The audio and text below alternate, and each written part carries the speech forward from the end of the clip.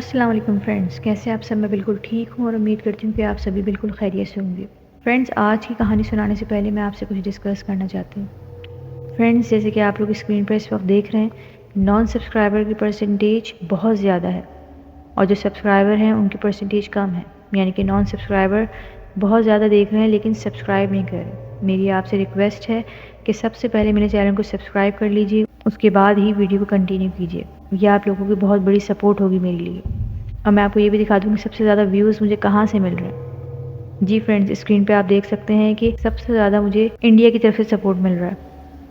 इसलिए मैं सबका बहुत ज़्यादा शुक्रिया अदा करना चाहती हूँ कि आप लोग मेरी कहानियों को पसंद कर रहे हैं और उसको सुन रहे हैं। लेकिन दूसरी तरफ मुझे अफसोस इस बात का है कि आप लोग कहानियाँ तो सुनते हैं लेकिन उसको सब्सक्राइब करना भूल जाते हैं। इसलिए प्लीज़ इसी वक्त मेरे चैनल को सब्सक्राइब कर लीजिए और मेरा 1K सब्सक्राइबर का गोल आज पूरा कर दीजिए। और मैं उम्मीद करती हूँ कि इंशाल्लाह मेरे सब्सक्राइबर आज ही बढ़ेंगे। और फ्रेंड्स, अगर आप लोग भी अपनी अच्छी अच्छी कहानियाँ मुझसे शेयर करना चाहते हैं तो डिस्क्रिप्शन में मेरा ईमेल आईडी है, आप उस पर मुझे वॉइस नोट सेंड कर सकते हैं। मैं आप लोगों की अच्छी अच्छी कहानियाँ अपने चैनल पर ज़रूर शेयर करूँगी। चलिए फ्रेंड्स, चलते हैं आज की नई कहानी की तरफ, जो कि बहुत ज़्यादा इंटरेस्टिंग होने वाली है और बहुत ज़्यादा खौफनाक भी। इसलिए हैंड फ्री लगा लीजिए और आंखों को बंद कर लीजिए और हिसार ज़रूर कर लीजिए। फ्रेंड्स, आज की कहानी बहुत ज़्यादा खौफनाक होने वाली है, इसलिए मेरी रिक्वेस्ट है कि कमज़ोर दिल के हजरात सुबह कहानी सुनने, इस वक्त मत सुने। चलिए फ्रेंड्स, चलते हैं अपनी स्टोरी की तरफ। कहानी शुरू करते हैं। सुनसान सड़क पर एक गाड़ी रात के सन्नाटे को चीरती हुई तेज़ी से आगे अपनी मंजिल की तरफ बढ़ रही थी। पूरी सड़क पर सिर्फ एक यही गाड़ी थी जो सफ़र कर रही थी और दूर दूर तक किसी भी इंसान का नामो निशान तक नज़र नहीं आ रहा था। बस था तो सड़क के दोनों अतराफ घना और खौफनाक जंगल, जिसकी तरफ एक नज़र भी उठ जाए तो रूह तक कांप जाती थी। इस गाड़ी में अली, उसकी रफ़ीक़े हयात राफ़िया और उसका 3 साला बेटा आशिर था। राफ़िया और आशिर सफ़र की थकान की वजह से सो चुके थे। अली अकेला जाग रहा था और गाड़ी ड्राइव कर रहा था। अली जल्द अज जल्द इस इलाके से निकल जाना चाहता था। दरअसल ये लोग एक दोस्त की शादी से, जो दूसरे शहर में थी, वहाँ से लौट रहे थे और शादी के फंक्शन ख़त्म होने में रात ज़्यादा हो गई थी। अली को अपने घर तक जाने के लिए 2 रास्तों में से एक का इंतखाब करना था। एक रास्ता मुख्तलिफ गुंजानाबाद इलाके में था और लंबा था, जबकि दूसरा रास्ता बाईपास था, जो एक सुनसान सड़क था लेकिन छोटा रास्ता था। बाईपास रात के वक्त कोई भी इस्तेमाल नहीं करता था, वो इसलिए क्योंकि सब लोग रास्ते में आने वाले इस जंगल से डरते थे। दरअसल इस बाईपास को खूनी सड़क के नाम से भी जाना जाता था। वो इसलिए क्योंकि इस सड़क पर जो भी गाड़ी रात के वक्त गुजरती थी वो अपनी मंजिल पर नहीं पहुंच सकती थी, बल्कि इस गाड़ी का बुरी तरह हादसा हो जाता था और इसमें सवार तमाम अफराद अपनी जान से हाथ धो बैठते थे। अली को इन तमाम बातों का इल्म नहीं था। उसने तो गूगल मैप की एप्लीकेशन के ज़रिए छोटा रास्ता ढूंढा था और उसे गूगल ने ये रास्ता बताया था। लेकिन अली को इस सड़क पर अपनी गाड़ी मोड़ने के थोड़ी देर बाद ही एहसास हो गया था कि वो शायद कोई गलती कर बैठा है, क्योंकि उसको अभी थोड़ी देर ही हुई थी कि उसको ऐसा महसूस होने लगा कि ये जंगल में कोई है जो उन पर नज़र रखे हुए है। एक अनजाना सा खौफ था जो हर गुजरते लम्हे के साथ अली को अपनी गिरफ्त में ले रहा था। अली अपनी गाड़ी की रफ्तार बढ़ाता जा रहा था कि अचानक अली को नज़र आया कि एक गाड़ी सड़क के किनारे खड़ी हुई है और इसके पास एक साहब खड़े हाथ से अली को मदद का इशारा कर रहे हैं। अली को वो देखकर हैरत तो हुई कि इतनी रात को यहाँ जंगल में एक गाड़ी क्यों खड़ी है, लेकिन फिर इंसानियत के नाते कि कहीं कोई मुश्किल में ना हो, अली ने ना चाहते हुए भी गाड़ी को रोक दिया।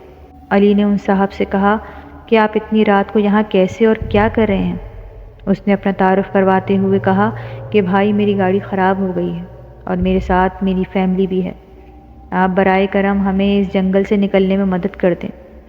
अब पहली बार अली ने इसी गाड़ी में झांका तो उसमें गालिबन इन साहब की बेगम मौजूद थी। अब तक राफ़िया भी जाग चुकी थी और सारी बातें सुन रही थी। वो भी अली की तरह काफ़ी नेक दिल और रहम दिल इंसान थी। उसने अली को कहा कि हमें इनकी मदद कर देनी चाहिए, वरना इस जंगल बेयाबान में बेचारों की मदद के लिए कौन आएगा। अली ने भी सोचा कि वाकई ऐसे खौफनाक जगह पर गाड़ी ख़राब होना बिल्कुल भी ठीक नहीं है। علی نے اپنی گاڑی سڑک کے کنارے کھڑی کی اور اتر کر ان بھائی صاحب جن کا نام عمر تھا ان کی گاڑی کو چیک کرنے لگا، مگر کافی دیر چیک کرنے کے بعد بھی جب فالٹ سمجھ نہ آیا اور گاڑی کی کنڈیشن ایسی تھی کہ سٹارٹ تک نہیں ہو سکتی تھی، اس پر فیصلہ یہ ہوا کہ گاڑی کو لاک کر کے وہیں چھوڑ دیا جائے اور عمر اور اس کی بیگم نبیلہ کو یہ لوگ اپنی گاڑی میں لفٹ دیں گے۔ رافعہ اگلی سیٹ سے اتر کر پچھلی سیٹ پر عائشہ کے پاس بیٹھ گئی اور نبیلہ بھی رافعہ کے پاس پچھلی سیٹ پر بیٹھ گئی، جبکہ عمر علی کے ساتھ اگلی سیٹ پر بیٹھ گیا۔ علی نے سفر کی دعا پڑھی اور گاڑی سٹارٹ کر کے چل پڑا۔ ایک چیز جو علی اور رافعہ نے پہلے نوٹ نہیں کی تھی وہ یہ تھی کہ دونوں میاں بیوی سفید رنگ کے کپڑوں میں ملبوس تھے۔ عمر نے بہت ہی عمدہ کوالٹی کا سفید سوٹ پہن رکھا تھا اور نبیلہ نے بھی نہایت نفیس سفید شلوار قمیض کا سوٹ پہن رکھا تھا۔ یہ دونوں میاں بیوی بہت ہی کم گو تھے، ان سے کوئی بات کرو تو جواب دیتے تھے، نہیں تو بالکل خاموش بیٹھے صرف سڑک پر نظریں گاڑے بیٹھے تھے۔ یہ بات تھوڑی عجیب تو لگ رہی تھی علی اور رافعہ کو، لیکن انہوں نے اس پر زیادہ سوچا نہیں۔ لیکن ایک اور بات جو ان دونوں نے محسوس کی تھی کہ جب سے وہ دونوں گاڑی میں آ کر بیٹھے تھے گاڑی میں ایک الگ ہی طرح کی خوشبو پھیل گئی تھی جو آج سے پہلے ان لوگوں نے نہیں سونگھی تھی۔ عاشر ابھی تک پرسکون نیند سو رہا تھا۔ سفر اسی طرح جاری تھا اور اب علی کو وہ خوف جو اس سے پہلے محسوس ہو رہا تھا کہ جنگل سے کوئی ان کو نظر رکھے دیکھ رہا ہے وہ اب محسوس نہیں ہو رہا تھا، لیکن اس کو یہ ضرور لگ رہا تھا کہ کوئی اس کی گاڑی میں ہی بیٹھا اس کو دیکھ رہا ہے، مگر کون؟ کیونکہ گاڑی میں تو ان پانچوں کے سوا اور کوئی موجود نہیں تھا۔ ابھی ان لوگوں کو سفر دوبارہ شروع کیے زیادہ دیر نہیں ہوئی تھی کہ اچانک موسم خراب ہو گیا۔ بہت شدید آندھی آ گئی تھی اور آسمان پر بہت تیز گرج چمک ہونا شروع ہو گئی تھی۔ علی اور رافعہ اس اچانک آنے والے طوفان سے کافی گھبرا سے گئے تھے، لیکن عمر اور نبیلہ حیرت انگیز طور پر اب بھی بالکل خاموش بیٹھی تھی اور ان کے چہروں پر اب بھی گھبراہٹ کا کوئی بھی عکس نظر نہیں آ رہا تھا۔ علی حیران تھا کہ ایسے حالات میں بھی کوئی اتنا پرسکون کیسے بیٹھ سکتا ہے۔ علی نے زچ ہو کر عمر سے سوال کر ڈالا، کیا آپ کو ڈر نہیں لگ رہا؟ عمر نے خالی خالی آنکھوں سے علی کی جانب دیکھا اور بولا، ڈر؟ کیسا ڈر؟ اس کی آواز میں کچھ ایسا تھا کہ علی کو جواب سن کر علی کو جھرجھری سی آ گئی اور اس نے مزید کوئی بات کرنا مناسب نہیں سمجھا۔ علی کو اس بات کی بھی پریشانی تھی کہ اس آندھی کی وجہ سے کوئی درخت ان کی گاڑی پر نہ آ گرے، کیونکہ تمام درخت آندھی کی وجہ سے جھوم رہے تھے۔ ایک تو خوفناک جنگل، اوپر سے اس طوفان نے اس کو اور بھی زیادہ بھیانک بنا ڈالا تھا۔ ابھی علی یہ سب سوچ ہی رہا تھا کہ اچانک ایک بڑا سا درخت گاڑی کے کچھ فاصلے پر آ گرا اور اللہ تعالیٰ کے کرم سے یہ ہوا کہ علی نے بروقت بریک لگا دی اور گاڑی بالکل درخت کے پاس جا کر رک گئی۔ اس اچانک ہونے والے واقعے سے گاڑی کو شدید جھٹکا لگا تھا اور عاشر بھی سوتے سے اٹھ گیا تھا اور رونے لگا تھا۔ رافعہ کی بھی چیخیں نکل گئی تھیں، لیکن اس میں بھی حیرت انگیز بات یہ تھی کہ اب بھی عمر اور نبیلہ بالکل سپاٹ چہرہ بنائے بالکل خاموشی سے بیٹھے تھے۔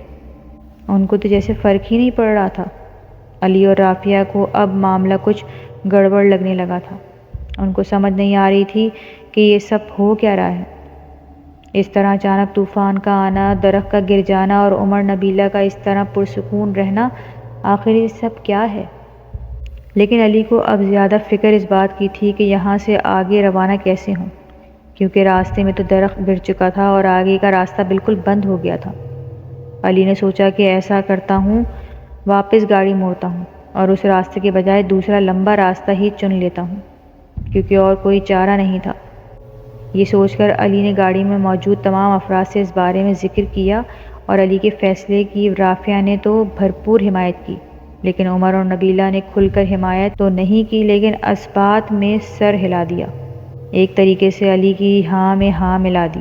علی نے ابھی ریورس گیئر لگایا ہی تھا اور ایکسیلیٹر پر پاؤں رکھا ہی تھا کہ اچانک ایک بڑا سا درخت ان کی گاڑی کے پچھلے حصے کی طرف بھی آ گرا۔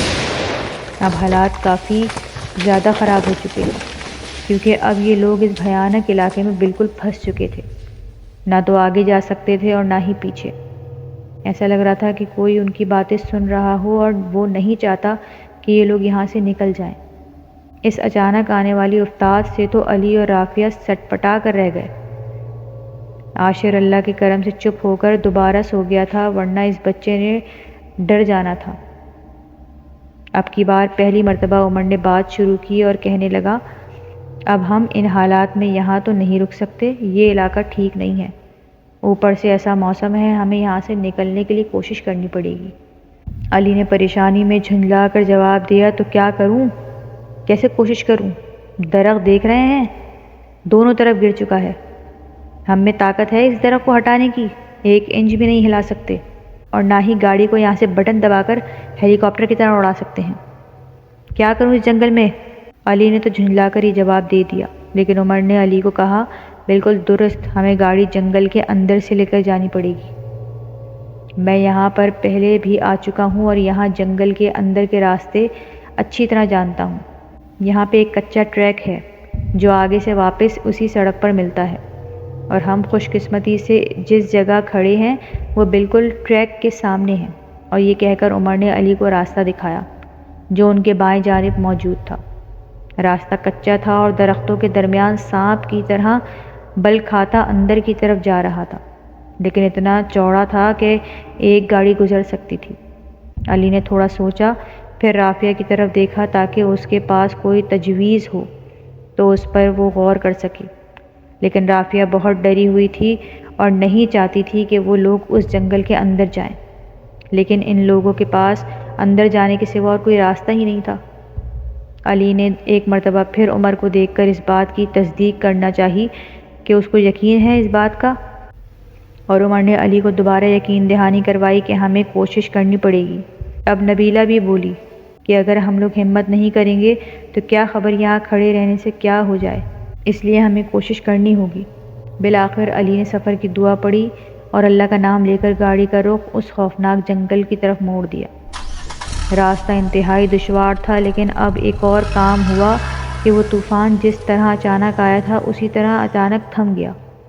اب یہ دعاؤں کا اثر تھا یا کوئی اور چاہتا تھا کہ وہ لوگ اس جنگل کے اندر آئیں، اور وہ اپنے مقصد میں کامیاب ہو گیا تھا۔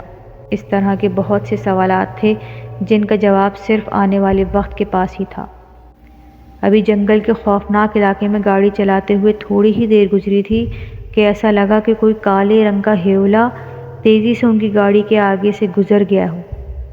علی نے جب یہ دیکھا تو فطری طور پر اس کے دل کی دھڑکن خوف کے مارے تیز ہو گئی، لیکن اس نے اپنا وہم سمجھ کر اس معاملے کو نظر انداز کر دیا۔ لیکن تھوڑی ہی دیر گزری تھی، اس کو حیرت کا شدید جھٹکا لگا، کیونکہ اس نے چند میٹر کے فاصلے پر سڑک کے عین وسط میں کوئی بیٹھا ہوا دیکھا۔ یہ جو کوئی بھی تھا، گاڑی کی لائٹس میں صرف اتنا ہی نظر آیا تھا کہ اس نے سیاہ رنگ کے کپڑے پہنے ہوئے تھے اور شاید سر جھکا کر بیٹھا تھا، جس وجہ سے اس کا چہرہ نظر نہیں آ رہا تھا۔ علی نے جب اچانک یہ منظر دیکھا تو گاڑی کی بریک لگا دی اور مارے خوف اور تجسس کے سڑک پر غور کرنے لگا۔ پھر اس نے سوالیہ نظروں سے رافیہ کی طرف دیکھا، لیکن وہ اور نبیلہ سو چکے تھے۔ پھر عمر کی جانب دیکھا تو اس کی بھی آنکھیں بند تھیں اور شاید وہ بھی سو چکا تھا۔ علی نے تھوڑی دیر کچھ سوچنے کے بعد فیصلہ کیا کہ وہ گاڑی سے اتر کر جاتا ہے اور دیکھتا ہے کہ یہ کیا معاملہ ہے، مگر ابھی گاڑی سے اتر کر 2 قدم بڑھا ہی تھا کہ اچانک علی کے کندھے پر کسی نے زور سے ہاتھ رکھا۔ علی کا تو سانس ہی جیسے رک گیا ہو۔ علی نے پیچھے مڑ کر دیکھا تو وہ عمر تھا اور علی کو گھور رہا تھا۔ علی نے عمر سے کہا، بھائی کیوں ڈراتے ہو؟ عمر نے جواب میں ایک سرد لہجے میں سوال کیا کہ کہاں جا رہے ہو؟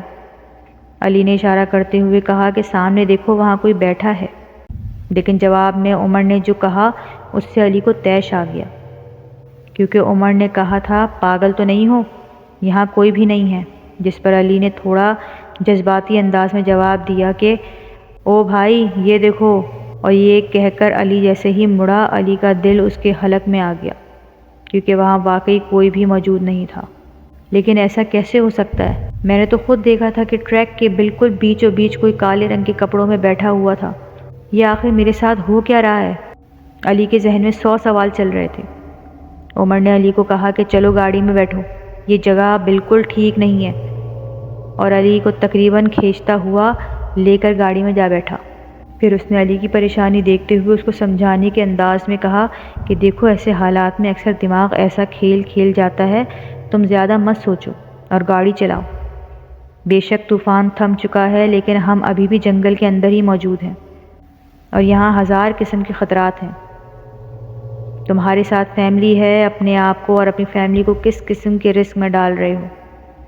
علی نے یہ سوچ کر سفر کی دعا پڑھی اور ایک مرتبہ پھر سفر کا آغاز کیا، لیکن اب علی اندر سے ہل چکا تھا کیونکہ وہ جانتا تھا کہ جو اس نے دیکھا تھا وہ کوئی نظروں کا دھوکہ نہیں تھا۔ علی اب جلد از جلد اس علاقے سے باہر نکلنا چاہتا تھا کیونکہ یہاں پر کچھ بھی ٹھیک نہیں تھا۔ علی کو اپنے سے زیادہ اپنی فیملی کی فکر تھی، یعنی رافیہ اور عاشر کی۔ علی اپنی گاڑی کی رفتار بھی تیز نہیں کر سکتا تھا کیونکہ ٹریک کافی دشوار گزار تھا۔ عمر اور نبیلہ بھی اب ٹریک کو کچھ زیادہ ہی غور سے دیکھ رہے تھے اور ایسا لگتا تھا کہ جیسے وہ ممکنہ خطرے کو بھانپ چکے ہوں اور کسی اندھی کی مخلوق کی تلاش میں ہوں۔ اچانک گاڑی کو جھٹکا لگا اور گاڑی کا انجن بند ہو گیا۔ علی نے گاڑی سٹارٹ کرنے کی بہت کوشش کی لیکن گاڑی سٹارٹ ہونے کا نام ہی نہیں لے رہی تھی۔ علی نے گاڑی سے اترنے کی کوشش کی تاکہ دیکھ سکے کہ کیا مسئلہ ہوا ہے، لیکن عمر نے اس کو سختی سے منع کیا کہ نیچے مت اترو۔ سارے راستے میں اب پہلی مرتبہ عمر اور نبیلہ دونوں کے چہرے پر پریشانی صاف نظر آ رہی تھی اور پہلی مرتبہ علی اور رافیہ بھی بہت زیادہ پریشانی کے آثار عمر اور نبیلہ کے چہرے پر دیکھ رہے تھے۔ عمر نے علی سے کہا بونٹ کھولو، میں دیکھتا ہوں کیا مسئلہ ہے، اور یہ کہہ کر نیچے اتر گیا۔ عمر بظاہر تو گاڑی دیکھنے اترا تھا لیکن دراصل اس کا زیادہ دھیان آس پاس تھا۔ ایسا لگ رہا تھا کہ وہ جانتا ہے کہ ان پر درختوں کے پیچھے سے کوئی نظر رکھے ہوئے ہے۔ عمر نے انجن چیک کیا تو گاڑی میں کوئی بھی خرابی نہیں تھی، لیکن اس کے باوجود گاڑی سٹارٹ نہیں ہو رہی تھی۔ علی کو مزید سیلف لگانے سے عمر نے منع کیا کیونکہ اس طرح گاڑی کی بیٹری بیٹھ سکتی تھی۔ عمر واپس گاڑی میں آ کر بیٹھ گیا اور بتایا کہ گاڑی تو مزید سفر نہیں کر سکتی۔ ابھی یہ لوگ اس پریشانی میں مبتلا تھے کہ اچانک ان کو بہت قریب سے بھیڑیوں کے غرانے کی اور رونے کی آوازیں آنا شروع ہو گئیں۔ یہ سب بہت زیادہ پریشان ہو گئے اور پھر بہت جلد ان کو کچھ فاصلے پر درختوں کے پیچھے سے کافی ساری آنکھیں چمکتی ہوئی نظر آنے لگیں جو ان کو ہی گھور رہی تھیں، اور آہستہ آہستہ ان آنکھوں کی تعداد میں اضافہ ہوتا جا رہا تھا۔ حالات کنٹرول سے باہر ہوتے جا رہے تھے۔ یہ پانچوں خراب گاڑی میں اس بھیانک جنگل کے ٹھیک درمیان بھیڑیوں کے حصار میں پھنس چکے تھے، لیکن آگے جو ہونے والا تھا اس کا گمان تو علی اور رافیہ کو تھا ہی نہیں۔ دوستو، اس کہانی کو ہمیں یہیں روکنا پڑے گا کیونکہ کہانی بہت زیادہ لمبی ہے اور ویڈیو کافی لمبی ہو سکتی ہے۔ اس کہانی کا بقیہ حصہ انشاءاللہ آپ اگلی ویڈیو میں ضرور دیکھیے گا کہ علی اور رافیہ کے ساتھ آخر میں ہوا کیا اور وہ اس خونی سڑک سے اپنے گھر واپس پہنچ سکے یا نہیں۔ انشاءاللہ نیکسٹ ویڈیو میں آپ سے پھر ملاقات ہوگی۔ اپنا بہت خیال رکھیے گا، دعاؤں میں یاد رکھیے گا، چینل کو سبسکرائب کر لیجیے گا۔ اللہ حافظ۔